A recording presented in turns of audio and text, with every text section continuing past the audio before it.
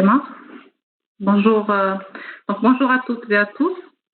Bienvenue à ce webinaire qui s'inscrit dans une série d'événements organisés par l'association des ingénieurs de l'école Mohammedia, l'AUM. Tout d'abord, Washak Mbroka ou Jum'a Moubarika. Je me présente tout d'abord, donc Asma Iraqi Husseini. Je suis directeur organisation et système d'information à l'AMMC, autorité marocaine du marché des capitaux, et également secrétaire général au niveau du club digital de l'AUM. Je suis aujourd'hui très ravie de modérer ce panel et ce webinaire qui s'intitule Accélération de la transformation digitale durant cette période inédite de pandémie Covid. Donc, une période où la digitalisation s'est imposée à nous, en fait, je dirais pas comme subitement, mais de façon un petit peu naturelle, vu les contraintes et les nouvelles normes de distanciation et de gestes barrières qui s'imposent dans cette période de confinement. Je pourrais dire également que c'est une lancée qui a été observée au niveau de l'utilisation accrue des solutions digitales, mais cette utilisation s'est faite quand même avec une agilité exceptionnelle et avec une capacité d'adaptation extraordinaire. Les questions qui se posent, est-ce que c'est une question c'était juste un réflexe de survie ou c'est plutôt une réelle accélération dans la prise de conscience du vrai potentiel du numérique. Donc, quel défi cela implique? Quel accompagnement pour la confiance numérique? Comment entretenir l'utilisation et cette accélération de transformation digitale? Comment entretenir ce rythme, cette dynamique? Comment on pourrait prédire un petit peu le post-Covid? Est-ce que le post-Covid serait-il numérique? Donc, autant de sujets qu'on va essayer de débattre avec notre panel d'experts aujourd'hui avec nous. Donc, pour enrichir le débat, je vous propose aussi, et n'hésitez pas de poster vos questions au fur et à mesure du déroulement de ce webinaire. Je présente je présente nos différents experts aujourd'hui qui sont avec nous. Donc, je commence par Hicham Iraqi Husseini, donc directeur général Afrique francophone chez Microsoft. C'est Mohamed Maktirifi, donc vice-président de S2M, Société maghrébine de monétique. Jalal Benhayoun, donc directeur général de Portnet et vice-président de l'Alliance africaine pour l'e-commerce. Amax Rouchni, président de la commission nationale de contrôle de la protection des données personnelles. Je commence à m'adresser pour une première question à Jalal. Jalal, en fait, dans cette période de crise sanitaire, effectivement, on a vu des solutions digitales qui ont été déjà mises en place, en fait, qui ont été mises en place dans un délai record. Dernièrement, durant ces dernières semaines, des nouvelles applications, des nouvelles utilisations du digital, etc. Mais quand même, on avait la digitalisation, la transformation digitale était déjà en marche. Donc, il y avait quand même de très belles réalisations, notamment dans beaucoup d'administrations marocaines, dans beaucoup d'entreprises. Parmi ces belles réalisations qui nous ont fait quand même gagner beaucoup de points au niveau de Doing Business et qui étaient déjà prêtes, qui ont participé énormément à la continuité d'activité, à assurer la continuité d'activité. On trouve Portnet, qui est une solution de collaboration, une solution 100% digitale de bout en bout, pour tout ce qui est logistique portuaire, donc pour tout ce qui est importation-exportation, qui est utilisée par différents acteurs du marché, notamment les banques, beaucoup d'administrations, offices d'échange, différents ministères, etc., différentes administrations. Comment vous avez vécu, en fait? Est-ce qu'il y a eu une différence? Est-ce que l'activité a continué normalement dans votre secteur d'activité. Qu'est-ce que vous pouvez nous dire comme retour par rapport à cette période exceptionnelle de crise sanitaire? Bonjour tout le monde. Awashal Mubaraka ou Eid Mubarak Mustaqan. En fait, en tout cas, je suis ravi de prendre part à cette conférence pour échanger autour d'un sujet qui me tient réellement à cœur, c'est celui de la transformation digitale et du digital en général. Par la même occasion, je voudrais féliciter l'AEM pour cette proximité vraiment inédite qu'on constate durant cette période de crise, puis qu'on avait toujours constaté pour la série d'événements qu'on est en train de voir presque chaque jour. Et je pense que les citoyens, les entreprises s'en souviendront, comme ils se souviendront de comment l'ensemble des acteurs se sont comportés durant cette crise.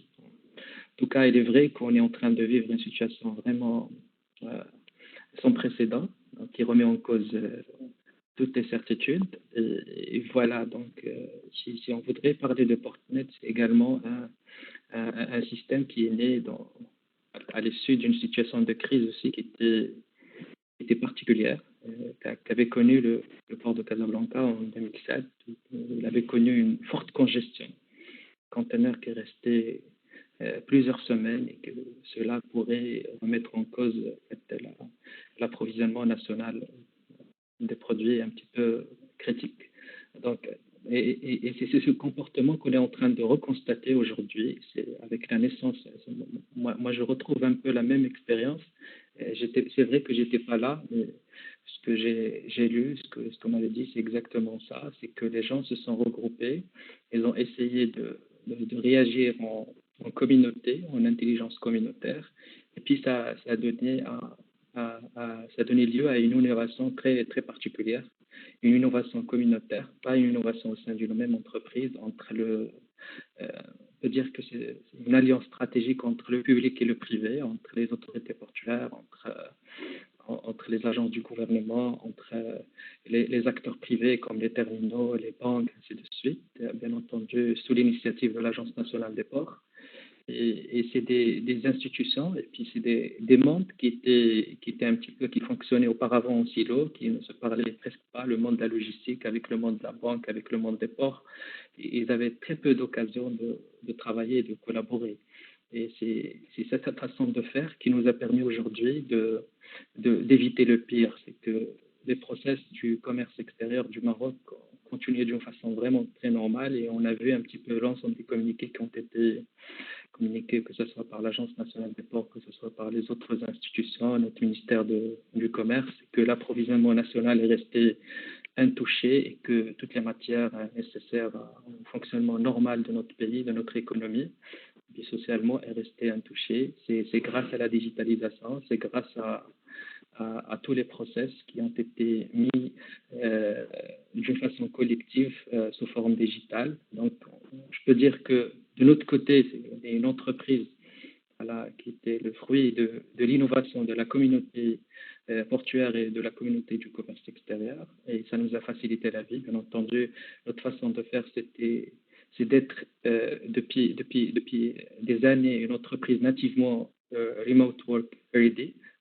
Ce qui fait que dès qu'on avait décidé, parmi les premières entreprises au Maroc, de partir en télétravail, c'était instantané. On était équipé pour et on fonctionnait de cette façon. Donc, du coup, on a pu gérer la plateforme sans qu'il y ait aucune dégradation de service. Et au contraire, on a été pendant cette période très très très proche de nos clients et de nos partenaires de notre communauté, en faisant circuler des idées, socialiser les idées, et puis essayer de connaître un petit peu ce qui se passe sur le terrain. C'est ce qui nous permet d'offrir des solutions à chaque fois innovantes. Mais par rapport à l'engouement qu'on a connu durant cette crise, moi, ce que je peux dire, c'est que c'est comme ça qu'on vit cette expérience, c'est que une très très très grande campagne de conduite de changement qui est en train de se dérouler. C'est ça, c'est comme ça qu'on voit cette crise. C'est des choses qui n'auraient nécessité des années pour faire de la conduite de changement auprès de l'ensemble de ces acteurs-là. On avait plein de produits qui étaient disponibles, qui étaient packagés, mais qui n'étaient pas malheureusement utilisés. Et là, avec cette période, on a vu tout le monde est en train de courir et de commencer à les utiliser. Et les courantes, l'utilisation de de visioconférence, e-learning pour les enfants, et ainsi de suite. Donc, c'est ça un petit peu ma première impression par rapport à ce levier, cet engouement digital. Pour nous, c'est plutôt une grosse campagne. On voit ça comme une opportunité, une grosse campagne de conduite de changement et de sensibilisation par rapport à l'ensemble du pays et qui nous aide à accélérer nos process, et ce qui fait que le nombre d'établissements raccordés à notre plateforme est en train d'augmenter très très rapidement, du fait que tout le monde aujourd'hui, certainement par instinct de survie, est en train de courir pour justement adopter le digital et l'utiliser comme levier de riposte à cette crise. Et ce serait un peu une première réponse. Merci. Très bien. Merci beaucoup, Jalal, pour tous ces éclairages. Est-ce que je pourrais aussi t'interpeller par rapport à ta casquette de vice-président de l'Alliance africaine pour le commerce extérieur? En fait, ce domaine qui a vu une très très grosse évolution ces dernières semaines au niveau de notre royaume, mais aussi, j'imagine, au niveau du monde entier. Quel retour pourrais-tu nous faire à ce sujet aussi? Oui, absolument. En fait, l'Alliance africaine pour le e-commerce, c'est un regroupement, c'est une association de l'ensemble des guichets uniques de commerce en Afrique. Et puis, il y a aussi certaines autorités portuaires. C'est une association qui existe depuis plusieurs années. On est plus de 22 membres aujourd'hui. Et effectivement, il y a eu cet engouement pour le e-commerce et qui, encore une fois, plutôt un instinct de survie. Et aussi pour les entreprises, un moyen qui a sauvé un petit peu les modèles de distribution. Moi, je connais des entreprises qui étaient fort résistantes, des grandes entreprises de distribution par rapport au e-commerce et qui aujourd'hui ont pu le faire pendant quelques semaines, et c'est des modèles qui fonctionnent et qui ont pu un petit peu sauver la face par rapport que ce soit aux rentrées financières, que ce soit à la proximité avec les clients, que ce soit pour le développement de ces entreprises. Merci beaucoup. Si Mohamed, je voudrais, s'il te plaît, poser une petite question par rapport à tout ce qui est justement par rapport à la transition au niveau commerce électronique, tout ce qui est système de paiement, paiement à distance, vu la conjoncture, etc. Est-ce que tu peux nous faire un retour vu ton expérience? Tu as une expérience de plus de 20 ans dans le domaine de paiement et de la monétique, et aussi bien à l'échelle nationale et internationale. Quel retour, quelles impressions, quelles informations pourrais-tu nous apporter par rapport à ce domaine, par rapport au paiement à distance, au niveau de cette période de crise sanitaire, de pandémie et de confinement? Oui, merci Asma, merci pour cette question. Merci aussi, je me rejoins à toi et à Jalal pour remercier l'AUM pour cette excellente initiative qui n'est pas la première, mais avant la continuité d'autres initiatives qui ont été faites depuis quelques semaines. Bonjour tout le monde, que ce soit mes chers collègues dans ce panel ou l'aimable audience. Alors, tout d'abord, je pense que je me joins à vous. Je pense que nous accordons tous à dire que cette crise sanitaire totalement inattendue, elle a complètement bouleversé notre économie, notre société, nos habitudes. Elle a obligé, je dirais, pas que le secteur de paiement, mais tous les secteurs, toutes les entreprises à repenser la façon avec laquelle ils peuvent s'organiser pour rester dans le monde des affaires. Je pense que ce sont les moments, je dirais, les plus difficiles que notre génération d'entreprises et d'individus avons vécu. Concernant le digital, Asma, tu as raison de le souligner, la distanciation sociale, le confinement, les mesures barrières, la fermeture de frontières, ils ont imposé le digital comme un élément central dans cette façon de gestion de la crise. Le digital s'est imposé comme nécessité, comme un réel défi aussi par ailleurs, et aussi, si j'ose dire, comme opportunité. malgré qu'il soit effectivement triste dans ce contexte de crise un peu violent de parler d'opportunité ou d'accélérateur ou de boom, mais c'est bel et bien le cas, à la fois pour survivre dans cette période de crise que pour préparer l'après-crise. Le Maroc, il s'est beaucoup appuyé sur le digital dans sa stratégie, dans sa vision par rapport à cette gestion de la crise, en capitalisant, comme avait dit Sijalal, heureusement d'ailleurs, sur des bases et des fondamentaux qui sont construites ou qui ont été construites depuis quelques années, et puis aussi en bénéficiant d'une adhésion, tu as dit naturelle, Asma, par nécessité aussi, de des citoyens, qu'ils soient employés, étudiants, écoliers, consommateurs lambda, etc. On a vu aussi, comme a dit Sijalal, comment la numérisation des administrations aussi a pu être accélérée. Il pourra revenir là-dessus après dans ce panel. Donc, ça a donné, disons, un coup d'accélérateur important et inespéré à la fois au digital dans l'écosystème de paiement et dans tous les autres secteurs. Maintenant, sur le paiement, pour répondre exactement à ta question, ce qu'il faut rappeler, c'est que cet écosystème de paiement, il connaît depuis longtemps déjà, une évolution que je dirais disruptive, à cause ou grâce au digital. Bon, maintenant, effectivement, avec cette pandémie, avec le Covid-19, nous avons atteint quand même, pour vous dire les choses simplement, un point de basculement majeur où les gens finalement ils ont vu à tel point il est facile d'utiliser des moyens digitaux pour payer leurs services. C'est un point qui peut paraître anodin, mais c'est un point de transformation capital dans ce contexte-là. Il y a aussi, je vais me permettre de le citer aussi, entre parenthèses, l'alerte qui a été émise, il me semble, début mars par l'OMS, par l'Organisation mondiale de la santé, par rapport sur le fait que les billets de banque pourraient, en tout cas, dans conditionnel, propager le virus. Et ils ont recommandé justement l'usage, dans la mesure du possible, du paiement sans contact, du paiement à distance pour contrôler ce virus.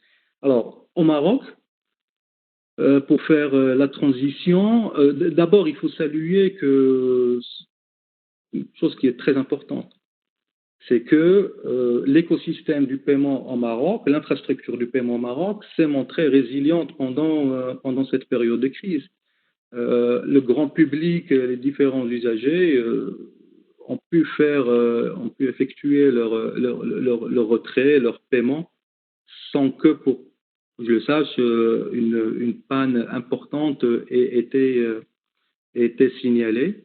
Donc ça, c'est un premier point de satisfaction. Le deuxième point de satisfaction, qui est majeur, c'est par rapport à la distribution des aides sociales, où il y a eu une adaptation formidable de cet écosystème, que ce soit aux banques, les opérateurs, les prestataires monétiques, pour permettre, vraiment dans un temps record, la possibilité de faire que les bénéficiaires puissent pour récupérer leurs aides sociales sur des guichets automatiques bancaires. C'est un point de satisfaction aussi majeur.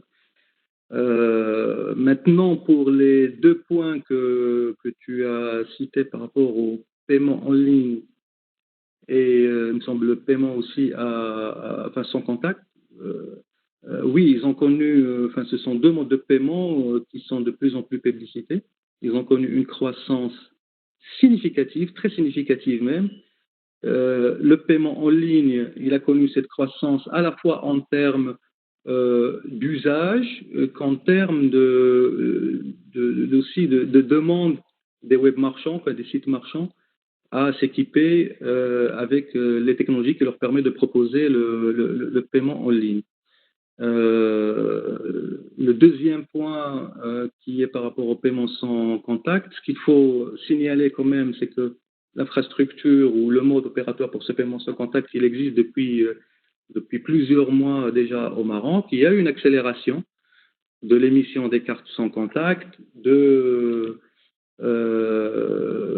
renouvellements aussi des cartes bancaires en cartes sans contact. Il y a aussi le CMI, le Centre monétaire interbancaire, qui a aussi relevé le montant maximum autorisé pour un paiement sans contact de 200 à 400 dirhams. Donc tout ça a fait créer une croissance entre 5 et 10% par rapport à ce mode de paiement sans contact, et qui, je pense, sera de plus en plus publicité dans le futur. Demain, évidemment, on va revenir bien entendu sur la stratégie de demain, mais je suis convaincu que le cashless et le paiement sans contact seront rois. Alors, ils ne permettront certainement pas de faire en sorte que l'argent liquide disparaisse de façon totale, mais je pense que cela suffira à pousser certains marchés vers un paradigme sans argent liquide. Merci Mohamed. En fait, je m'adresse à toi à présent, Hicham. En fait, si Mohamed l'a aussi souligné, on a assisté ces dernières semaines à des chamboulements en fait au niveau de notre vie, de nos modes de vie quotidiens. On utilise de plus en plus d'outils collaboratifs. Ça nous a permis ça nous a permis la continuité d'activité, effectivement. Et ça touche pratiquement tous les domaines de l'enseignement à distance, au niveau de la santé, au niveau de tous les ministères, au niveau du service public, au niveau des entreprises. Donc, c'est une évolution et peut-être même une révolution dans l'utilisation des outils collaboratifs. Je voulais t'interpeller par rapport à cette grosse utilisation. Est-ce que vous étiez préparé en tant que fournisseur de ce type de service? Est-ce que comment vous avez géré comment vous avez accompagné aussi, parce que les gens n'étaient pas habitués à utiliser ces modes la preuve aujourd'hui on est format webinaire, c'était plus des séminaires présentiels. Comment vous avez géré ça? Comment vous avez accompagné? Est-ce qu'il y a eu beaucoup de sensibilisation qui a été faite? Est-ce que tu peux nous détailler un petit peu tout ce qui a été fait dans ce sens? Et quels sont les retours? Beaucoup, Asma, ta question. Bonjour tout le monde. Je tiens à remercier l'AUEM pour son activisme et le support qu'il donne à tous les membres depuis toujours, et surtout durant cette phase assez particulière et unique au moins dans notre courte histoire à nous-mêmes. Il est clair qu'on est en train de vivre quelque chose d'exceptionnel dans cette période de Covid. Et je vais juste rappeler une citation de notre CEO Satya Nadella, pour peut-être ceux qui le connaissent. Il a dit: on a pu faire 2 ans de transformation digitale en 2 mois. Donc et ça, c'est à l'échelle mondiale, bien évidemment. Je peux dire qu'au Maroc, on a vu certes une accélération, peut-être pas de la même ampleur, mais une accélération dans beaucoup d'entreprises.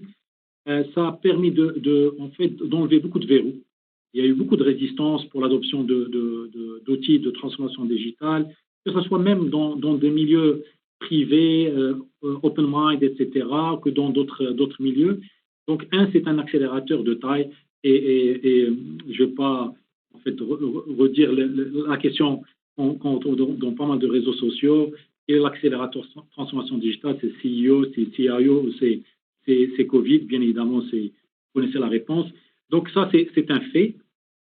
On voit à travers les différentes interactions qu'on a eues, aussi bien, je parle du Maroc, je parle de la région un peu plus large que je couvre, ou à travers le monde, on a vraiment les mêmes retours des clients. On a vu une accélération fulgurante sur 4 axes essentiels lorsqu'on parle de transformation digitale sur cette période-là. La première, bien évidemment, comme tu as dit, c'est la plateforme de collaboration. On a eu un engouement sur la plateforme de collaboration qui est inédite. Nos capacités, juste pour parler de Teams, par exemple, nos capacités, on les a multipliées par 3. généralement, Microsoft, dans n'importe quelle plateforme cloud, en l'occurrence, on a toujours un buffer de 30% minimal pour couvrir un peu les excédents. Là, on a dépassé le buffer et on a réinvesti énormément. Donc, c'était la course à l'augmentation des capacités avec les challenges qu'il y a eu sur la Chine en termes d'arrêt de production, etc. Mais on a pu, alhamdoulilah, délivrer sur nos essais-là. Et on a shifté un peu certains trafics de certaines régions à d'autres, mais in fine, on a pu adresser ça. Juste une petite parenthèse sur Teams, ce qui a fait aussi une très très forte demande sur ça, c'est on a jugé utile d'accompagner nos clients et aussi les différentes entreprises à travers le monde en proposant une offre gratuite de 6 mois. Et ça a permis ça a encore mis plus de pression sur nos capacités sur la plateforme, en l'occurrence de collaboration. Dans le milieu de l'éducation en particulier, les chiffres ils sont faramineux. Si on parle juste du Maroc, sur le Maroc, sur cette période-là, on a pu activer plus de 5 millions de comptes utilisateurs de Teams, avec un usage quotidien en moyenne qui dépasse les 500 000 utilisateurs. Juste pour vous donner une idée sur l'ampleur, on va dire, donc ça, c'est le premier pilier. Le deuxième pilier qu'on a vu, c'est ce qu'on appelle le Virtual Desktop. Beaucoup d'entreprises n'étaient pas prêtes au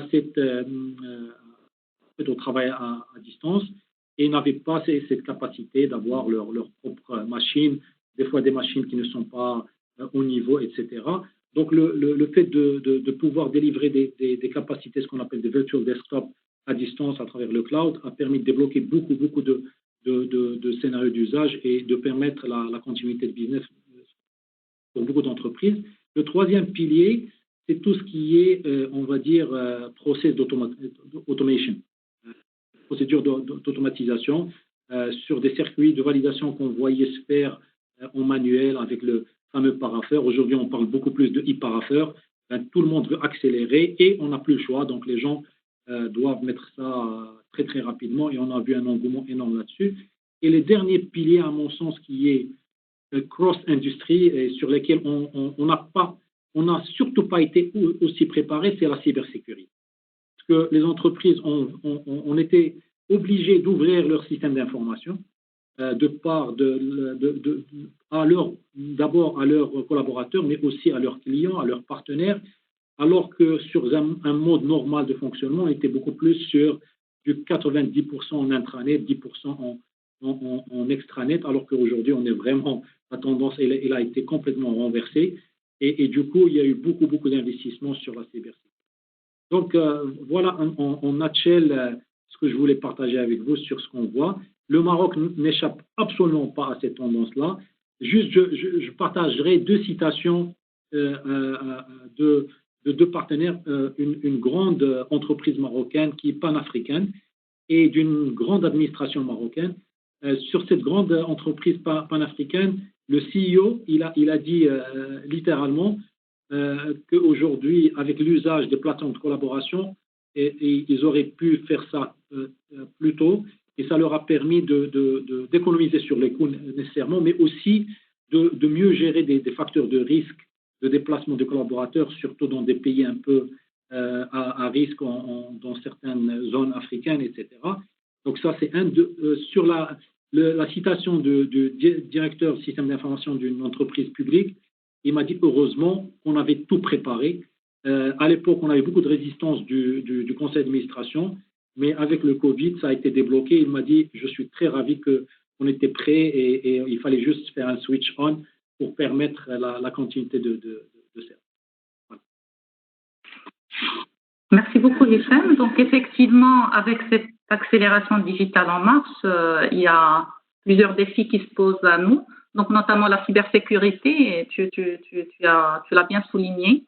Mais il y a aussi la question de la conscience numérique, de tout ce qui est protection des données personnelles, surtout avec l'utilisation de la prévention aussi contre la contamination pour cette pandémie. Et là, je souhaiterais m'adresser à Assis Rochny. Je réitère mes remerciements pour vous d'avoir aimablement accepté notre invitation pour participer à ce panel aujourd'hui. Et j'aimerais, s'il vous plaît, avoir votre retour par rapport à tout l'accompagnement qui se fait pour cette accélération digitale et concernant la protection des données. Mais si vous permettez, je vais reprendre votre expression. Pour vivre digital, il faut respirer protection des données personnelles. Et donc, je souhaiterais, s'il vous plaît, voir que vous nous parliez un petit peu de comment la CNDP, comment la Commission nationale de la protection des données personnelles accompagne cette accélération digitale. En fait, c'était une accélération digitale qui était en marche déjà avant le Covid, mais il y avait une transformation digitale avant cette crise sanitaire, mais là, ça s'accélère beaucoup plus, comme c'était partagé avec tous les panélistes.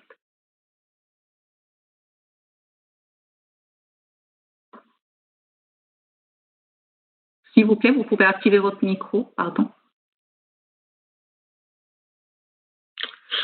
Je remercie l'association des émistes de m'avoir convié à ce panel et je suis heureux de contribuer à cet échange avec les uns et les autres. Ce qu'on peut dire, et j'apprécie l'expression utilisée par M. El-Arri, c'est en fait qu'on était tous sur les starting blocks et il y a eu un événement déclencheur, un catalyseur, pour reprendre des souvenirs anciens, qui a été le Covid-19. Parce qu'effectivement, s'il n'y avait pas des choses déjà préparées, on n'aurait pas pu basculer aussi rapidement. Donc, on ne peut pas dire vraiment que c'est un accélérateur, c'est un accélérateur dans la prise de décision, mais les projets pour beaucoup étaient latents. Donc, c'est un switch on dans la tête des gens, pas forcément dans le process projet qui était déployé, et c'est ça qui nous a fait avancer assez vite. Ce qu'on a pu vivre au niveau de la CNDP, c'est que ça fait déjà quelques mois qu'on voulait partager un message, mais qui n'était pas forcément audible. Le message étant qu'il est important pour accompagner le développement du digital de comprendre les problématiques de chacun des métiers. On ne peut pas, de façon générique et générale, dire voilà la doctrine de la protection des données à caractère personnel et voilà ce qu'il faut faire, tout métier confondu. Il y a une doctrine qui est représentée par un ensemble de principes. Maintenant, ces principes doivent utiliser ce qu'on appelle dans notre jargon la proportionnalité. Il faut intégrer que le risque zéro n'existe pas et qu'on doit être en mesure d'étudier chacun des éléments ou des besoins pour peser le pour et le contre entre l'importance de la finalité et le risque sur la vie privée, bien sûr, sans dévoyer cette vie privée. C'est ce qui nous a permis très vite de considérer en fait qu'on avait le risque sanitaire, le risque associé au nécessaire maintien de l'activité économique et le risque sur la vie privée. Le risque sur la vie privée a été accentué non pas de façon intrinsèque, mais parce que les outils qui pouvaient permettre de gérer le risque sanitaire et le maintien de la vie économique se trouvent être au niveau du digital. Et donc, ça a donné une accélération, une visibilité particulière à la protection des données à caractère personnel et au respect de la vie privée. Pour pouvoir aller plus loin, vous avez eu l'amabilité d'évoquer la petite phrase que je martèle ici et là. Pour vivre digital, il faut respirer protection des données à caractère personnel. On pourrait dire, pour vivre digital, il faut respirer confiance numérique. La protection des données et la confiance numérique ne doivent plus être vues comme un frein potentiel au projet de transformation, mais plutôt comme un allié de la transformation nécessaire pour favoriser et rassurer le client de demain, le citoyen d'aujourd'hui, sur le fait qu'en épousant ou qu'en intégrant l'écosystème numérique, il est en confiance et qu'il peut être un client rassuré, un citoyen protégé, et que de ce fait-là, la protection des données et la confiance numérique devient un partenaire d'accompagnement et non pas un frein sur telle ou telle problématique. Vous pourrez me dire que c'est contradictoire avec le principe d'avoir mis un moratoire sur la reconnaissance faciale, etc., ou sur d'autres éléments. On peut en débattre et poser les choses de façon concrète. Lorsqu'on pose un moratoire, c'est tout simplement que l'on est en train de dire on veut comprendre et on veut réglementer. On ne réglementera jamais la technologie, mais on s'intéressera aux usages. Et dans ce contexte, et pour ce faire, on se rapproche des autorités de tutelle ou des autorités régulatrices des différents secteurs. On ne prétend pas comprendre à la fois comment doit fonctionner la banque, comment doit fonctionner l'assurance, comment doit fonctionner un hôpital. On se rapproche, et c'est une méthodologie qu'on a mis en œuvre depuis plus de 12 mois, on se rapproche de la Banque centrale pour comprendre ce qui se passe et quelles sont les exigences et les besoins des banques et des établissements de paiement. On se rapproche de la CAPS pour voir ce qui se passe et comprendre ce qu'il y a au niveau des assurances, des caisses de retraite et des mutuelles, du ministère de la Santé et de l'Ordre des médecins pour la dimension santé, de la NRT pour la dimension télécom. Donc on essaie de travailler en partenariat fort pour bien comprendre les métiers des uns et des autres et être en mesure de réglementer et de simplifier. Parce qu'il y a aussi un travail à faire, et là, la crise actuelle nous a imposé ce qu'on voulait faire depuis quelques mois, c'est-à-dire ce que j'appelle ramener le temps de la conformité et l'insérer dans le temps économique.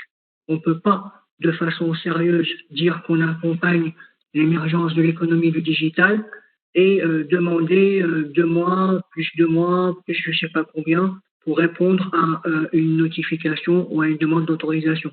On se doit d'écourter les délais, mais et de nous insérer dans la logique des projets. Et pour ce faire, il y a 2 choses. Il y a un travail de notre côté qui doit être de réduire les délais et d'être plus réactif, de nous insérer, comme nous avons dit, dans le temps économique. Et d'ailleurs, on s'est inséré dans le temps de l'urgence. L'exemple de la CNSS pour le traitement qui permet d'assurer les versements forfaitaires, le dossier a été instruit en 24 heures et on essaie de faire de notre possible pour être très réactif par rapport aux besoins liés au Covid-19. Parfois, il y a des loupés, mais l'approche est en train de s'industrialiser au fur et à mesure, parce qu'il faut parler d'industrialisation de la construction de la conformité. Et un autre point, avant de vous recéder la parole, c'est que il ne faut pas laisser la conformité à la fin du projet, parce qu'on le sait tous, c'est celui qui est le maillon en bout de chaîne qui prend la responsabilité de tous les retards. Il faut considérer que l'approche nécessaire est ce qu'on appelle une approche de privacy by design, c'est-à-dire que très en amont, au moment de la conception et des premières réflexions sur le projet, d'intégrer la dimension vie privée et confiance numérique, ce qui permet de ne pas se trouver en bout de chaîne et d'être perçu comme étant un facteur de retard. Donc, il y a différentes actions qui se positionnent dans le paysage, des actions qui sont liées plus à des éléments d'organisation de l'autorité de contrôle, d'autres actions qui vont être plus dans la nouvelle culture que les directeurs de projet doivent porter pour pouvoir faire en sorte que cet accompagnement soit le plus fluide possible. Merci beaucoup, Sorgosmi. Effectivement, je retiens et complètement d'accord. Je partage en fait tout ce qui est conformité, tout ce qui devrait être lancé dès le départ, tout ce qui est confiance numérique. C'est un préalable incontournable à toute transformation digitale, en effet, d'autres défis, donc cybersécurité, etc. J'aimerais avoir un retour par rapport à tout ce qui a été dit de la part de Si Mohamed, Hicham et Jalal. Et par la même occasion, en fait, je voudrais vous interpeller aussi, tous les trois, par rapport à comment vous voyez le post-Covid. Vous l'avez tous partagé, vous avez effectivement, on a retenu, il y a eu un très grand travail de préparation qui a été fait.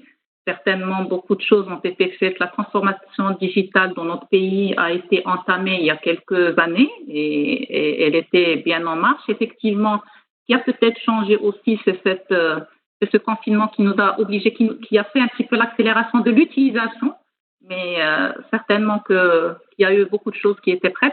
Il y a beaucoup de gens qui appréhendaient tout ce qui est digital, tout ce qui est utilisation de connectique, tout ce qui est paiement à distance, etc., qui s'est adapté très vite en fait à cette situation. Est-ce que vous pensez que ce dynamisme et ce changement de mentalité, parce que comme vous l'avez cité pratiquement tous, est-ce que vous pensez que ça va durer au-delà du Covid? Est-ce qu'on pourrait imaginer un Maroc numérique après le Covid? Est-ce que cette dynamique, ce rythme, cette accélération vont durer au-delà de cette pandémie, lorsque, Inch'Allah, on dépassera cette pandémie? Donc, en fait, quand vous voulez, Jalal, Hicham, Si Mohamed, quand vous voulez, voilà. Voilà, je pourrais répondre. Vas-y, Jalal. Qui m'entendait pas très bien, désolé, j'ai essayé de changer un peu. Voilà, moi, je vais commencer par la fin. Moi, je pense que, voilà, je suis confiant et je suis très optimiste. C'est mon souhait le plus fort, c'est d'avoir un Maroc digital aujourd'hui. Surtout qu'aujourd'hui, on est en train de travailler sur un projet de modèle de développement. Vous savez, les plus grandes capitalisations boursières mondiales sont autour du digital. Et c'est des capitalisations aujourd'hui qui prennent de l'ampleur encore avec cette crise. Au Maroc, bien entendu, on a relevé beaucoup de défis. Nous avons pu réussir le pari de plusieurs industries automobiles, aéronautiques, énergie renouvelable, et on est aujourd'hui sur l'échiquier mondial. Je suis certain qu'aujourd'hui, nous disposons également de l'essentiel des ingrédients pour que d'ici quelques années, pourquoi pas, être dans l'échiquier aussi digital et avoir le premier exporté du Maroc qui soit digital et que ce ne soit pas la voiture comme aujourd'hui. Et je pense qu'on doit prendre en considération cela au niveau du développement de notre nouveau modèle de développement. Aujourd'hui, on a vu une démonstration grandeur nature de ce que peut permettre le digital comme levier pour le développement économique et social. Et je pense que ça sera irréversible, que ce soit au niveau du citoyen, au niveau de l'entreprise, au niveau de l'administration, même au niveau des organisations internationales. Dans mon secteur, au niveau du commerce international, les gens se rendent compte réellement qu'on doit partir plus sur les digitales, sur l'intégration de bout en bout des chaînes de valeur du commerce. Et je suis convaincu que demain, le digital fera l'un des leviers les plus importants du Maroc. Et on a les capacités pour mettre en place cela. Une autre raison pour cela, c'est qu'aujourd'hui, les entreprises, les institutions, même les pays qui ont pu gérer la crise correctement, c'est des organisations ou des pays qui ont des capacités d'analyse très fortes, des capacités d'anticipation et qui ont pu justement analyser les signaux très tôt, qui ont su un petit peu ce qui se passe ailleurs, toujours grâce au digital, parce que les informations autour du Covid étaient disponibles depuis plusieurs mois, on en discutait. Et il suffisait d'utiliser la force du digital, de toutes les technologies disruptives qui existent aujourd'hui, le big data, l'intelligence artificielle, pour comprendre qu'il y a quelque chose qui se passe, que c'est comme si c'était un radar, on est en train d'essayer de capter des menaces. Il faut qu'on a ce radar-là, parce que je suis convaincu que ça serait une première crise. Il y aura d'autres qui vont venir, mais pas de la même façon, c'est sûr. On n'aura pas une autre pandémie comme le Covid, mais quelque chose qui va avoir beaucoup d'autres risques, beaucoup d'autres menaces et qu'on doit gérer d'une façon aussi efficace qu'on l'a fait aujourd'hui, encore mieux. de pouvoir anticiper au maximum, être au courant bien à l'avance pour ne pas pour construire ces plans.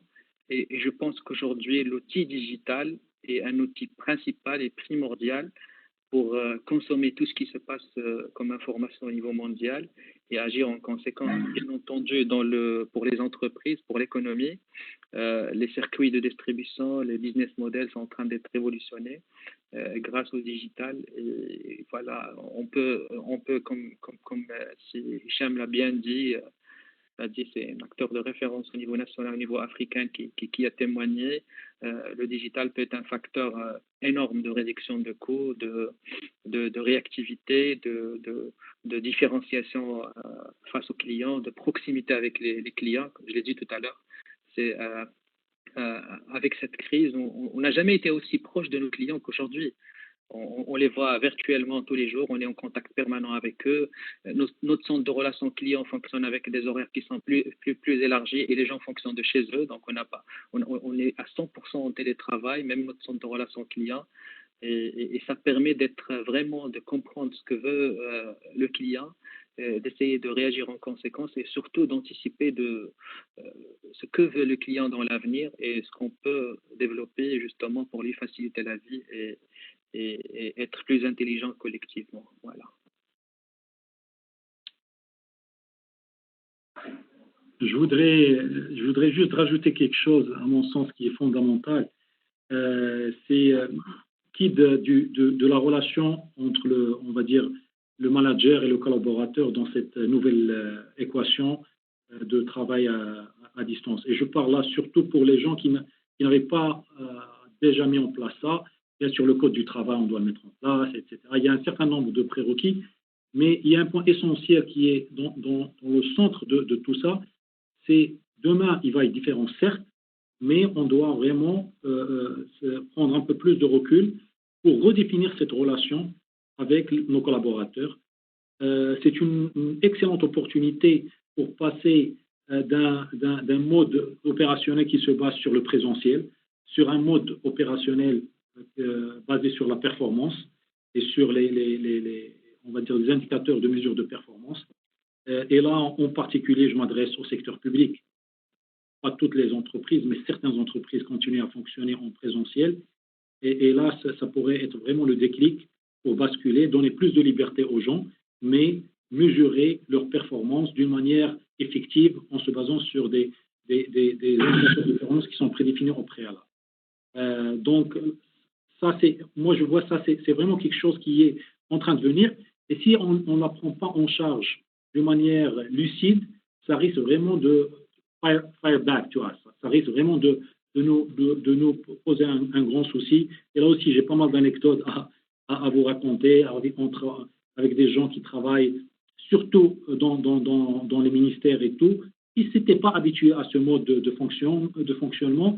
Et certaines personnes considèrent qu'on est beaucoup plus en mode, on va dire, de vacances et qu'ils sont en train de faire un extra mile pour faire leur boulot pour lequel ils sont payés. Donc, je voulais attirer l'attention sur ce point-là qui est, à mon sens, essentiel pour ce nouveau mode de travail. Et si vraiment on ne l'adresse pas d'une manière, on va dire, sincère, on risque de casser ce rythme ou cette accélération qu'on a vu venir avec la transformation digitale. Je suis entièrement d'accord, chers panélistes, sur le fait qu'effectivement la stratégie digitale, elle va s'accélérer. J'en retiens de ce que vous avez dit aussi par contre, deux facteurs, deux points de vigilance majeurs, la cybersécurité et la protection des données à caractère personnel et qui doivent effectivement intervenir en début de processus et pas après son accélération. Maintenant, je pense que je vais insister sur un point qui est vraiment essentiel, c'est que je pense que tout le monde a compris aussi que le digital n'est pas un objectif en soi, ce n'est pas une finalité en soi. Le digital, c'est un formidable outil qui va permettre aux entreprises de se développer. Bon, d'abord par nécessité par rapport à la distanciation sociale, et puis aussi par opportunité pour mieux s'adapter et mieux comprendre le comportement du client.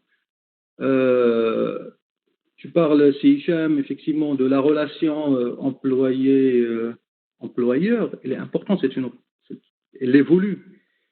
Si Jalal, je parlais de la proximité client qui devient un point central.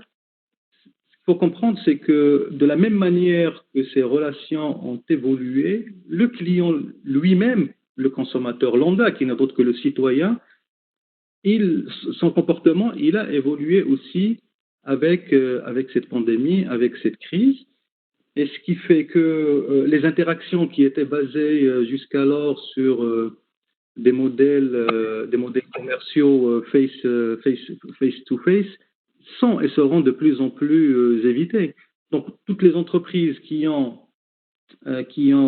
jusqu'à maintenant, qui ont initié en tout cas une évolution digitale en proposant des mécanismes ou des canaux digitaux en complément de l'interaction face-to-face, verront cet équilibre s'inverser très rapidement. Ils l'ont déjà vu.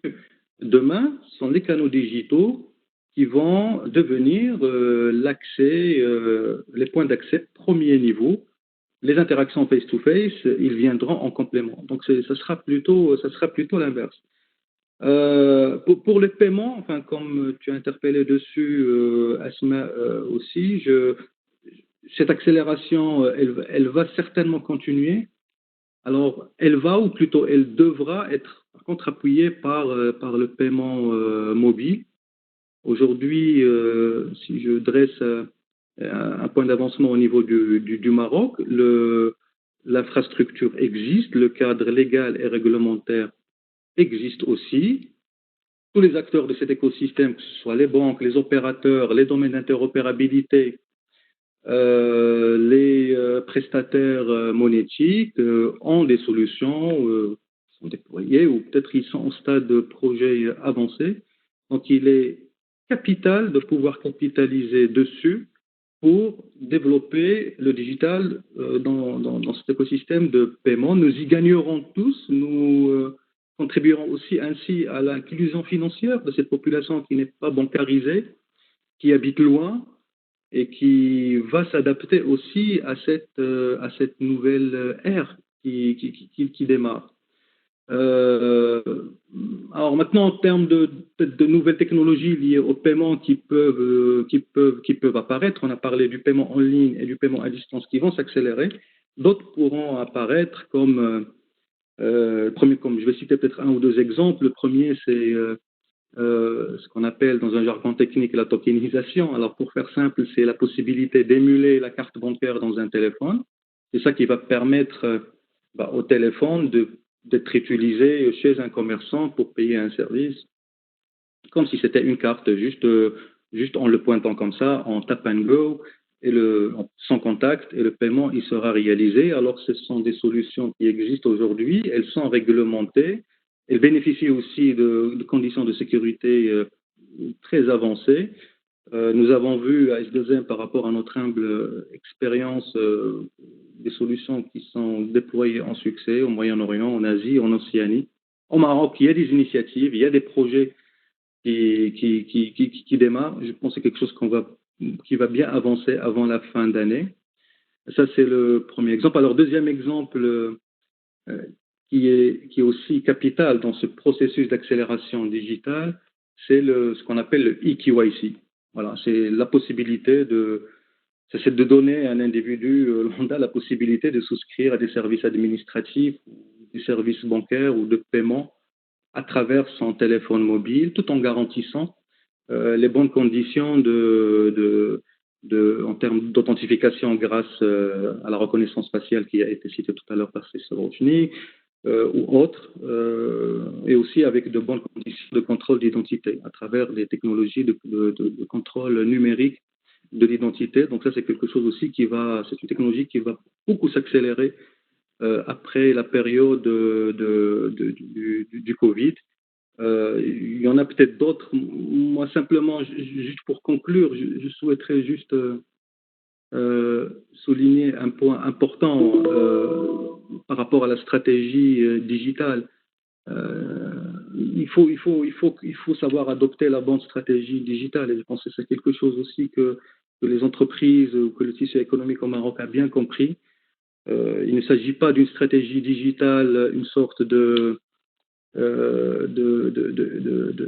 inside out, c'est-à-dire qui vise uniquement à être rentable en dématérialisant un certain nombre d'opérations back-office, en évitant le papier, en s'affranchissant des frais postaux, mais bien d'une stratégie digitale outside in, orientée de l'extérieur vers l'intérieur, orientée du client vers l'entreprise, où l'entreprise, elle cherchera à travers, en créant un écosystème avec un point central qui est le client, un écosystème où elle pourra interagir avec lui, où elle pourra avoir des conversations avec lui pour ensuite lui proposer les offres qui sont les mieux adaptées à lui, parce que bon, il est plus que jamais, il sera plus que jamais connecté et mobile.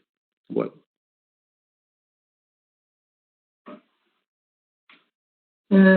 Merci beaucoup. En fait, pour avoir l'avis aussi des différents participants avec nous aujourd'hui, donc on a lancé un petit sondage tout à l'heure sur les questions qu'on a abordées tout au long depuis le début de ce webinaire. On annoncera les résultats avant, Inch'Allah, la fin du webinaire. Je reviendrai vers vous, si vous pouvez nous dire un petit mot ou une petite conclusion par rapport à ce qui a été dit avant qu'on passe à dérouler les questions qui ont été posées et d'essayer de répondre aux questions qui ont été posées par les participants. Merci. Ce que je voudrais dire assez rapidement, c'est qu'il y a différentes manières pour appréhender la digitalisation et le digital. Et que l'on peut voir, nous, en tant qu'ingénieurs, on peut voir le digital comme étant la solution d'un ensemble de problématiques. Et on peut lister ces problématiques les unes derrière les autres, et forcément, ces problématiques ne peuvent être que bénéfiques. Enfin, les solutions apportées ne peuvent être que bénéfiques. Ce que j'aimerais dire, c'est que il ne faut pas qu'on s'enferme dans un seul raisonnement de personnes qui sont habituées à proposer des solutions, mais qu'on puisse voir et étudier également ce que peuvent générer les solutions que l'on propose. Pour résumer et pour ne pas être trop long, on est en train de voir émerger ce qu'on peut appeler une société de la traçabilité. Beaucoup de choses sont aujourd'hui beaucoup plus traçables que par le passé. Il y a une partie de cette traçabilité qui peut être bénéfique et contribuer à rationaliser et à optimiser les process et à mieux atteindre les finalités et les objectifs. Et une partie de cette traçabilité qu'il faut être en mesure de réglementer de façon dépassionnée, sans s'exciter, mais de façon posée. Et cette société de la traçabilité, elle ne peut pas être gérée que dans l'écosystème des ingénieurs. Il faut voir un peu les réactions au niveau des sciences humaines, des sociologues, des anthropologues, etc. Et c'est ça, à mon sens, qui va créer une vision intégrée qui va favoriser et faire basculer les uns et les autres vers cette digitalisation qui ne sera plus une digitalisation technique ou technologique, mais une digitalisation sociétale, avec toutes les composantes de la société. Et en dernier lieu, je dirais aussi qu'il faut qu'on fasse attention à ne pas raisonner en col blanc. Si je reprends l'expression de nos cours du lycée et d'avant, il y a des métiers qui vont épouser naturellement le télétravail, par exemple, mais il y a d'autres métiers où ça va être compliqué d'assurer le télétravail. Je pense à l'industrie pas forcément à l'agriculture, parce que l'agriculture, on peut imaginer qu'avec un certain nombre de mécanismes, on peut suivre à distance et faire des choses à distance. Mais il y a une analyse, assez fine des moyens de production pour savoir ce qui va être impacté par l'organisation du travail et voir ce qu'il en est. Il ne faut pas qu'on se retrouve avec les meilleurs, avec les bonnes bandes passantes et les bons outils collaboratifs, et puis d'autres avec leurs salopettes et en train de travailler hors de ce nouveau monde qui est en train de se créer. Donc, en résumé, juste une phrase, je pense que, je lance la proposition à l'association, je pense que c'est très bien et c'est excellent ce que vous faites actuellement en invitant les différents zéniths, parfois qui se sont perdus au fil des années, ou d'autres qui ne se connaissent pas parce qu'ils appartiennent à des générations différentes. C'est un excellent travail. Mais je pense que notre association peut aller plus loin en devenant une force de proposition au sein de la société, en intégrant dans sa réflexion des gens venus d'ailleurs.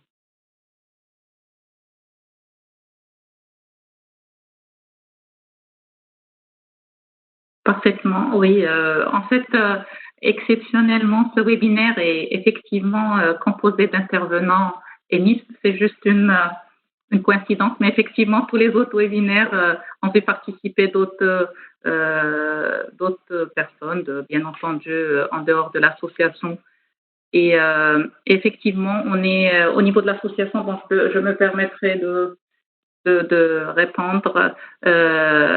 Au niveau de l'association, effectivement, on a participé, on est en train de participer aussi à tout ce qui est nouveau modèle de développement à travers des propositions, à travers, en fait, en essayant d'associer un maximum de personnes. Donc, rien que hier, il y a eu une présentation devant le comité, devant la commission chargée de ce nouveau modèle de développement, de la proposition qui a été synthétisée et qui a émané des différents membres de l'association et des différents participants. Merci beaucoup merci beaucoup de m'avoir rappelé de m'en parler, Sisra Rouchni.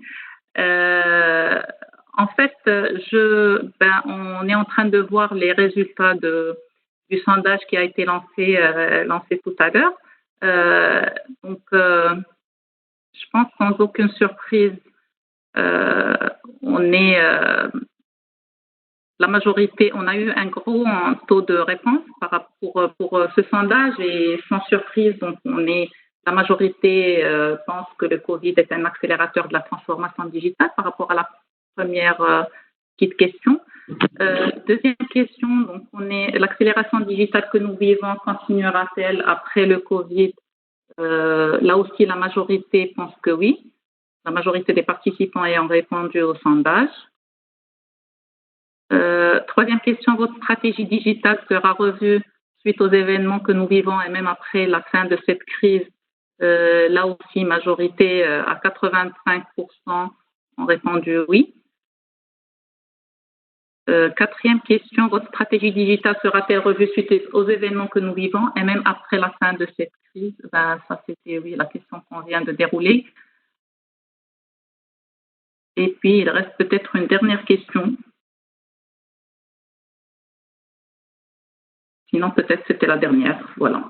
C'est juste le titre qui n'est pas. Voilà. C'est juste le titre qui n'a pas été changé, effectivement. Voilà. Très bien. Ben voilà, on va dérouler quelques questions qui ont été posées par les différents participants. Je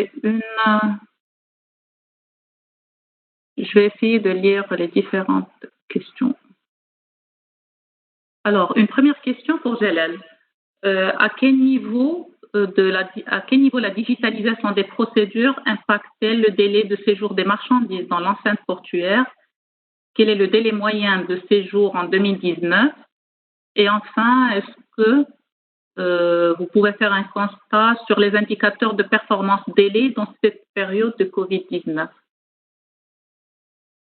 Je te laisse, Jalal, Oui, merci. répondre. En tout cas, Ouais. en fait, voilà, c'était un peu surprenant pour nous, mais depuis le début de la crise, c'est clair, même avant que l'activité ne commence un petit peu à baisser, nous avons constaté justement, je pense, grâce en fait, au contact humain qui est de moins en moins possible, une amélioration de beaucoup d'indicateurs, bien entendu, comme par exemple le délai d'inspection physique. Quand je dépose une dune et puis j'aurai un délai pour avoir mon conteneur inspecté. Donc, on était sur des délais qui pouvaient atteindre 3, 4, même 5 jours en période normale. Aujourd'hui, on est sur un délai qui avoisine une journée. Aujourd'hui aussi, pour avoir le résultat de contrôle, c'était des délais qui pouvaient avoir 4, 5 jours. Aujourd'hui, on est sur un délai de moins de 2 jours maximum. Donc ça, c'est aussi grâce aux efforts que c'est pas uniquement le digital qui a permis ça. C'est pas uniquement le contact physique qui a été évité, mais aussi les mesures qui ont été prises par l'ensemble des autorités, des administrations, l'administration des douanes, des impôts indirects, les autorités portuaires, le ministère du Commerce, et l'ensemble des autres organismes de contrôle qui étaient vraiment conscients de l'importance de maintenir l'approvisionnement. Et puis, donc, il y avait vraiment une vraie discipline, il y avait un vrai suivi de l'ensemble des process. Et ce qui montre aujourd'hui, comme je l'ai dit tout à l'heure, c'est une démonstration qu'on peut être très efficace. On peut être très efficace en capitalisant sur le digital, qui n'est qu'un outil, pas une fin en soi. Je suis tout à fait d'accord. Et aujourd'hui, si on parle du paiement électronique, on a une plateforme communautaire de paiement multicanal qui intègre l'ensemble des acteurs de la communauté. Là aussi, les indicateurs sont en train de monter. Donc, il y a de plus en plus d'usage de cette plateforme. Les gens qui commencent à faire confiance. Il y a une question sur la confiance en système d'information. Dès qu'on essaie, justement, il y a des ingrédients pour la confiance. Il y a la performance. La confiance n'est pas une fatalité, c'est quelque chose qu'on doit construire avec de la proximité, avec de la performance, comme j'ai dit, avec les résultats qui sont réalisés. Et c'est comme ça qu'on peut, avec les intentions, c'est très important, doit être expliqué dès le départ, pour que les gens ne fassent confiance. Et il faut qu'on soit digne de cette confiance avec notre comportement et puis avec les résultats qui sont atteints. Et voilà, jusqu'à aujourd'hui, donc les indicateurs sont dans le vert par rapport au délai de séjour qui a baissé par rapport à ce qu'on avait auparavant, par rapport au délai de contrôle, par rapport au délai d'échange de documents. Donc tous les indicateurs sont dans le vert. Et c'est encore une fois, et c'est ça ce que je retiens en partie, c'est que on est capable de faire mieux. On est capable de fonctionner d'une façon plus performante ensemble, en intelligence euh, communautaire, et j'espère que ça continuera après cette crise. Merci Jalal. Donc une deuxième question qui a été posée par Souad Idrissi. Quel est l'impact de la transformation avec e-commerce sur les emplois et quelles sont les nouvelles compétences? Voilà. Quelles sont les nouvelles compétences, les nouveaux business autour de la data transformation et point de vigilance? Je pense que la question est adressée à vous tous, donc celui qui aimerait répondre en premier.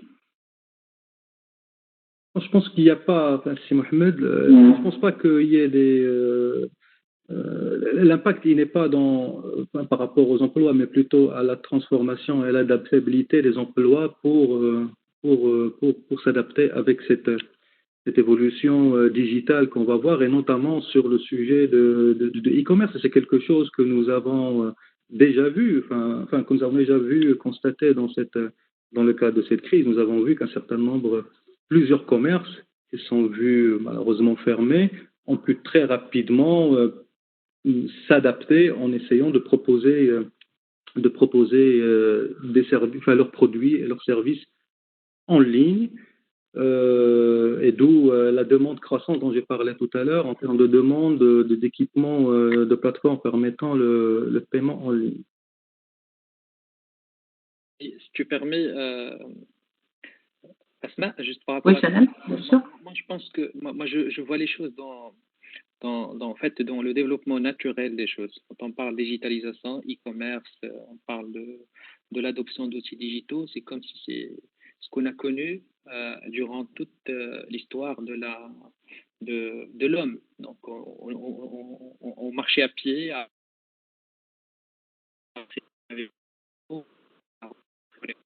sur des voitures. Et l'outil digital aujourd'hui, qui nous permet de réaliser des choses auparavant avec les outils qui étaient disponibles par le passé. On est en train de, bien entendu. Il y a des qui sont résistants, mais je ferai toujours la ressemblance avec la personne certainement les gens l'ont vécu, qui refusait de partir dans une voiture et préférait prendre un cheval, voyager entre villes. À une certaine époque, c'était ça. Mais dès qu'on va l'essayer, la peur va s'écrouler, on va adopter ces nouveaux outils technologiques en général qui sont disponibles. L'impact sur les métiers disparaissent et il y a des métiers qui naissent depuis l'histoire de l'humanité et ça continuera à évoluer. Il y aura toujours des métiers qui vont arriver, il y aura toujours des métiers qui vont disparaître et ça accompagne le développement de la technologie, ça accompagne le développement de l'être humain. C'est aussi simple que ça. J'aimerais juste rajouter quelque chose sur ce point en particulier. Et là, je fais appel à une entrevue avec Jacques Attali, je pense que penseur français de renom. Et lui, il dit qu'en quoi il y a 3 secteurs qui vont ressortir très gagnants de cette pandémie. Il fait allusion à la santé. Il va y avoir une redéfinition, on va dire, de la carte de santé dans tous les pays. Le deuxième secteur d'activité, c'est l'éducation. C'est que tout le monde aujourd'hui, avec l'accélération digitale, voit que l'éducation est un pilier fondamental pour pouvoir s'inscrire et faire partie de ce monde digital. Et le troisième pilier, c'est tout ce qui est data and AI, across the board. Et ça va toucher toutes les industries. Donc, c'est à mon sens un message à apporter pour les métiers futurs. Moi, je concorde en fait aussi mes pensées autour de ces 3 axes qui se dégagent d'une manière naturelle de cette expérience Covid.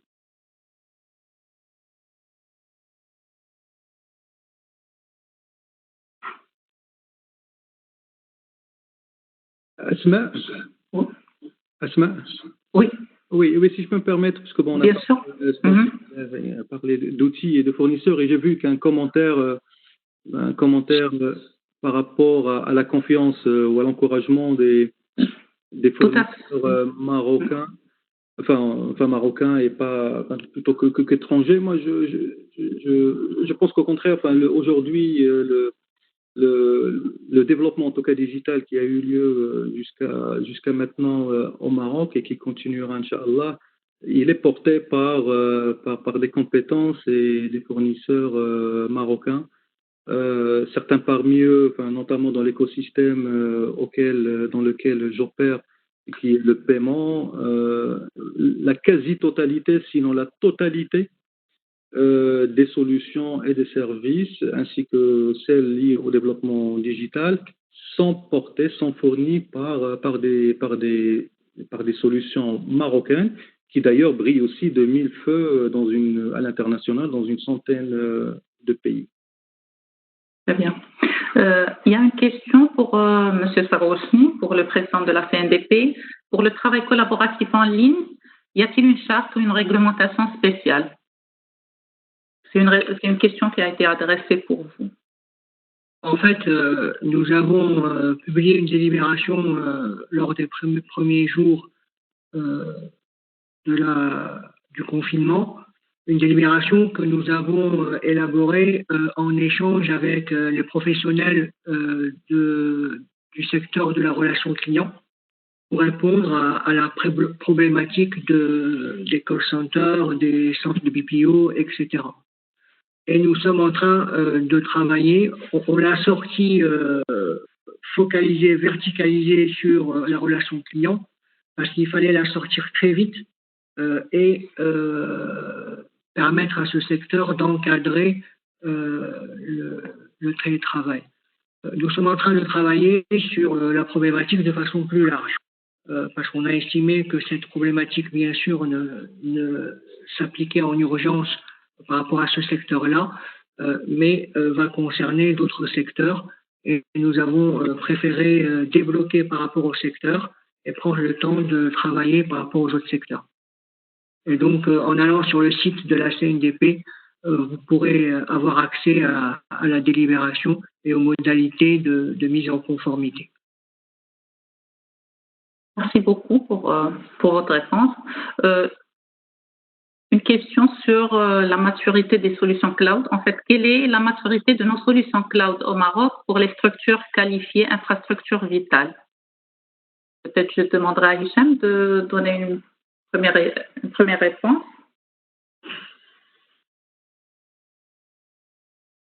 Excuse-moi, Asma, si tu... Oui, tu peux... oui, je relis la question. C'est une question de Saad Idrissi. Quelle est la maturité de nos solutions cloud au Maroc pour les structures qualifiées infrastructures vitales? Pour les structures qualifiées d'importance vitale, oui. Voilà, d'importance vitale. Ouais. En fait, ça, c'est une question, on va dire, c'est un débat qui est ouvert depuis pratiquement 4-5 ans, où on a commencé à positionner les solutions cloud. En l'occurrence, je parle de Microsoft, mais il y a certainement d'autres fournisseurs qui le font. À mon avis, en fait, sur le cloud, il y a 3 paliers. Je ne vais rien vous apprendre là-dedans. Il y a de l'infrastructure à service, de la plateforme à service et du software à service. Je pense sur le premier pilier qui est de l'infrastructure à service, on arrive à avoir des gens qui peuvent délivrer des choses correctement.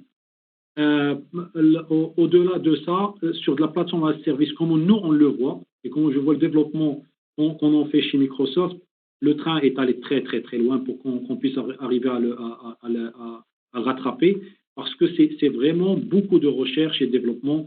On part sur des sujets, sur des technologies vraiment de pointe, où les grandes, on va dire, multinationales investissent énormément. C'est vraiment une histoire de recherche et de développement. Pour pouvoir vraiment délivrer des choses de la même qualité, avec le même ROI, le même intérêt, etc., c'est vraiment très, très difficile de le faire avec nos structures qu'on connaît aujourd'hui. Parce qu'il y a des facteurs aussi de taille. Là, on parle sur des fournisseurs comme Microsoft, on parle de fournisseurs de cloud. Microsoft dispose aujourd'hui de 52 data centers à travers le monde. Chaque data center, c'est 3 terrains de foot, de serveurs, de stockage, etc. On est le plus grand fournisseur télécom au monde, de par l'infrastructure télécom qu'on a, qui est dédiée. Donc tout ça, c'est vraiment très capitalistique d'un point de vue investissement, mais aussi beaucoup d'investissements en recherche et développement, ce qui manque énormément à nos structures locales. Merci Issa. Peut-être un complément, Jalal, justement. Oui, Ouais. justement, donc Portnet est qualifié comme une infrastructure vitale. Exactement. De par son écosystème, de par les flux qu'il est en train de gérer. Justement, moi, ce que je voudrais dire par rapport au cloud, le cloud est un levier vraiment magnifique, parce qu'il y a des questions qui ont été posées par rapport à la digitalisation des TPE, des PME, des petites entreprises. C'est un outil qui peut offrir de la scalabilité, qui peut offrir de la réactivité, de la proactivité, et à un moindre coût, puisque justement c'est adapté à tous les besoins. Ça rejoint un petit peu ce que j'ai dit tout à l'heure. L'idée, c'est que le Maroc, justement, se positionne dans l'échiquier digital mondial, et aujourd'hui, on ne peut pas se positionner si on n'a pas réellement une stratégie cloud national souverain. Malheureusement, on ne peut pas utiliser le cloud par rapport aux services et tout.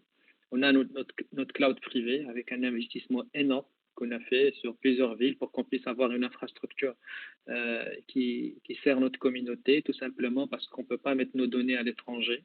Et là, on est en train de remettre sur la table la question de la souveraineté digitale, la souveraineté de la donnée.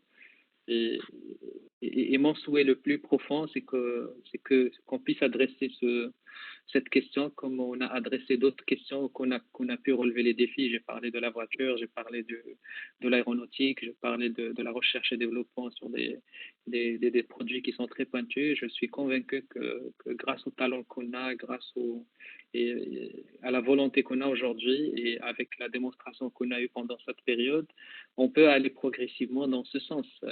Et je pense qu'il y a une course vraiment très forte entre l'ensemble des pays du monde, dans tous les clans au niveau mondial, justement pour disposer du cloud, pour être vraiment un acteur dans cette catégorie de produits, et c'est un levier qui peut nous servir justement pour notre économie, pour notre développement social, mais aussi pour nos relations avec les pays qui sont en relation avec le Maroc, les pays africains, les autres pays marocains. Et ça répond un petit peu aux appels du Maroc, celui qui est éclairé de Sa Majesté, que Dieu l'assiste, qui veut de faire du Maroc un hub pour le commerce et la logistique, un hub pour l'industrie au niveau de la région. Je ne pense pas qu'on pourrait atteindre ça si on n'accélère pas également ce chantier. Voilà, merci pour la question. Oui, oui. Si je peux me permettre rapidement 30 secondes pour compléter, je pense qu'il convient de distinguer entre des plateformes d'hébergement, où là je suis d'accord, il y a des plateformes d'hébergement aujourd'hui qui existent au Maroc et qui bénéficient des certificats, enfin des certifications les plus élevées en termes de sécurité et d'uptime, enfin de haute disponibilité. Il y a même des initiatives de services data centers qui sont offerts à d'autres, auxquels des institutions du secteur public et privé font confiance aujourd'hui, donc sans les nommer.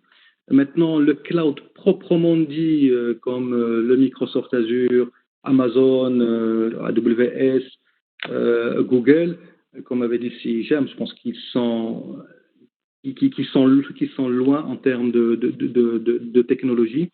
Maintenant, il faut pas aussi avoir peur d'utiliser des solutions étrangères. Il faut les accueillir, au contraire, dès lors qu'ils apportent de la valeur ajoutée à notre stratégie et à notre développement dans le pays. Très bien, merci. En fait, il reste deux dernières questions. On a essayé de dérouler toutes les questions qui ont été posées par les participants. Donc, une avant-dernière question. Merci pour cette belle initiative et merci pour vos efforts. J'aimerais bien savoir comment un système d'information peut instaurer la confiance au sein d'une organisation. En fait, je pense qu'on en a parlé tout au long de ce webinaire, mais peut-être si vous voulez ajouter un complément rapidement. Oui, si tu permets, Asma. Oui, vas-y, Jalal. C'est quelque chose de très, très, très important. Exact. C'est ce qui permet d'accélérer tous les projets, c'est ce qui permet de rendre la relation humaine avec les clients, avec les partenaires, même en interne, une très bonne relation. Et puis, contrairement à ce qu'on peut penser, la confiance n'est pas une constante. Donc, même si je ne fais pas confiance à quelqu'un, je ne fais pas confiance à un système, on peut agir sur ça, on peut améliorer ce niveau de confiance et il y a des ingrédients pour cela. C'est comme j'ai dit tout à l'heure, il faut que l'intention soit claire pour que dans un système, ça permet de donner confiance aux usagers. Il faut qu'il y ait un engagement clair, pas uniquement des slogans. Et il faut que le comportement aussi montre cette confiance quand on utilise le système d'information à travers le déroulement de ce système, à travers les interactions qu'on a, c'est le comportement un peu du système qui peut inspirer ou ne pas inspirer confiance. Et puis aussi, c'est la performance et les résultats qui vont générer cette confiance.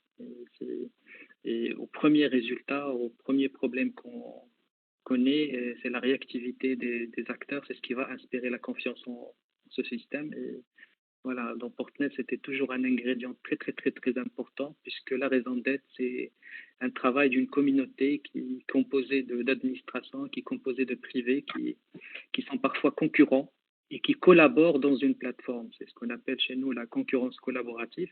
C'est des acteurs qui sont des banques qui sont concurrents, des importateurs qui sont concurrents, des transporteurs qui sont concurrents. Donc, il y a beaucoup d'acteurs qui sont concurrents, mais ça ne les a pas empêchés aujourd'hui de collaborer ensemble dans une seule plateforme, tout simplement parce que ça peut générer un levier hyper important qui est l'agrégation des savoirs. Et je donne toujours l'exemple de Waze. C'est le fait d'agréger les savoirs autour des expériences de tous les individus va améliorer l'expérience de tout le monde. Et du coup, quand je vais prendre ma voiture et je vais aller voyager, je vais avoir la meilleure expérience possible qui va capitaliser sur l'expérience de l'ensemble des individus qui utilisent la plateforme. Voilà. Parfait. Peut-être je passe à la dernière question. Merci beaucoup à vous pour la richesse des interventions. Je vous souhaite Eid Mubarak Saïd. Comment les risques liés à l'approvisionnement et aux solutions digitales est appréhendé, en particulier la dépendance aux fournisseurs? Doit-on privilégier consommer digital marocain ou au moins des solutions hébergées au Maroc où on accepte le risque et on continue à acheter adoptant le facile performant et prêt tout de suite, acceptant un risque inconnu et qui pourrait éventuellement un risque qui peut présenter une menace à la souveraineté. Une question qui a été posée par Ismaël, voilà, par monsieur Ismaël. Je pense qu'on a déroulé un petit peu des réponses à cette question. Si quelqu'un voudra ajouter, si un des intervenants voudrait ajouter un complément.